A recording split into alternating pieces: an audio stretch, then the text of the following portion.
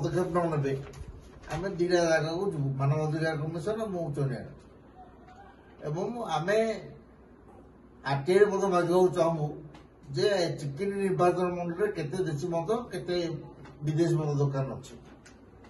से खूब शीघ्र आम आरटीआई मांगू आरटीआई आसला आम अनुसंधान करूँ जे सरकारी लाइसेंस तो केते अधिक मद दुकान चलती जो मैंने चोरा मद चल चिकिटी पात्रपुर अंचल निश्चित भाव राजनैतिक छत्र तले राजनैतिक पृष्ठपोषकता ना से ना प्रमुख भाव ये दीटा दल अच्छे बीजेडी और बीजेपी उभय दल नेता मद माफिया को सुरक्षा दे बर्तमान बीजेडी अच्छी विरोधी दल में बीजेपी अच्छी सरकार दिजन जाक सुरक्षा बल मद माफिया अच्छे मद माफिया को धरवाटा सहज कि संभव नहीं जे आम तरफ कड़ा तरफ दाबी करूँ खूब शीघ्र तदन कर कार्यानुषान न कले आम मानव अधिकार कमिशन और उच्च न्यायालय